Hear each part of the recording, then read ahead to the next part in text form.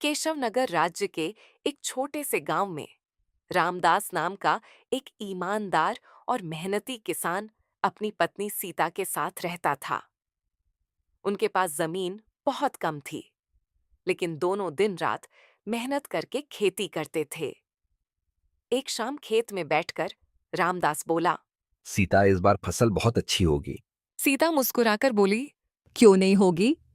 इसमें तुम्हारी मेहनत और मेरा पसीना दोनों शामिल हैं। दोनों खुश होकर घर लौट आए। अगली सुबह रामदास लकड़ियां काटने जंगल गया। वह पेड़ काटने ही वाला था कि उसे झाड़ियों में एक घायल बंदर दिखाई दिया। बंदर दर्द से कराह रहा था। रामदास को उस पर दया आ गई। वह पास बैठ गया और बोला, बेचारे, अगर तुम बोल सकते तो अपनी तकलीफ बता पाते।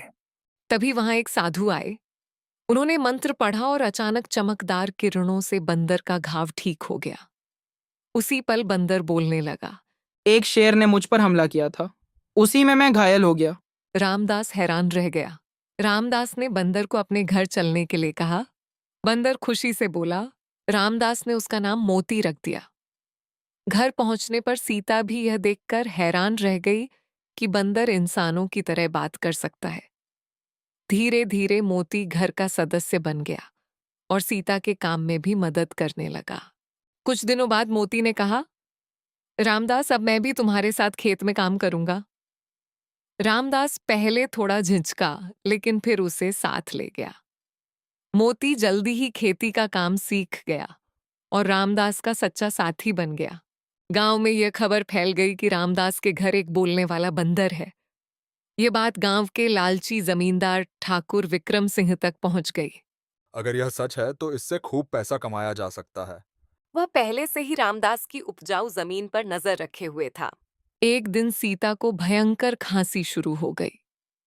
गांव के वैद्य ने बताया कि यह एक खतरनाक बीमारी है और इलाज महंगा होगा। रामदास ने अपनी सारी बचत इलाज में लगा दी, लेकिन फिर भी पैसे खत्म हो गए। मोती ने सलाह दी कि रामदास अपने भाइयों से मदद मांगे। रामदास पहले अपने बड़े भाई मोहन के पास गया, लेकिन उसने बहाना बना दिया। फिर वह दूसरे भाई सोहन के पास गया, लेकिन उसने भी अपमान करके भगा दिया। रामदास बहुत दुखी हो गया। आखिरकार रामदास मजबूरी में ठाकुर विक्रम सिंह के पास गया। मैं कर्ज दूंगा, लेकिन 50% ब्याज लगेगा और जमीन गिरवी रखनी होगी। मोती को यह बात बिल्कुल पसंद नहीं आई। उसने रामदास को वहां से वापस ले लिया।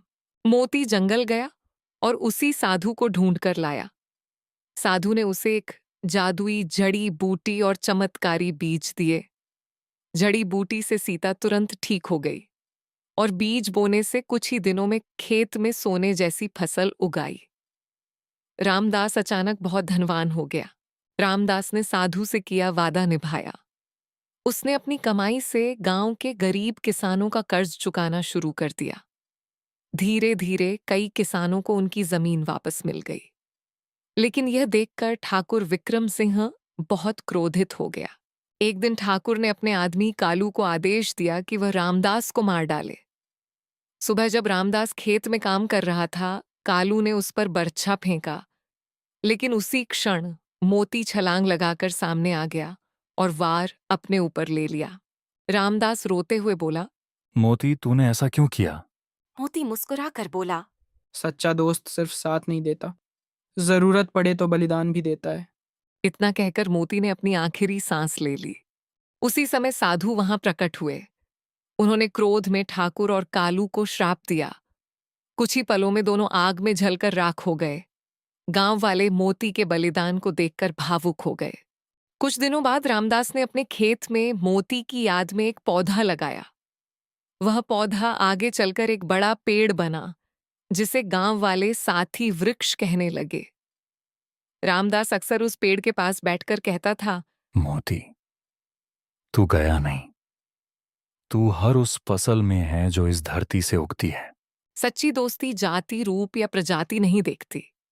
सच्चा साथी वही होता है जो हर हाल में साथ दे और जरूरत पड़ने पर अपना सब कुछ कुर्बान कर दे।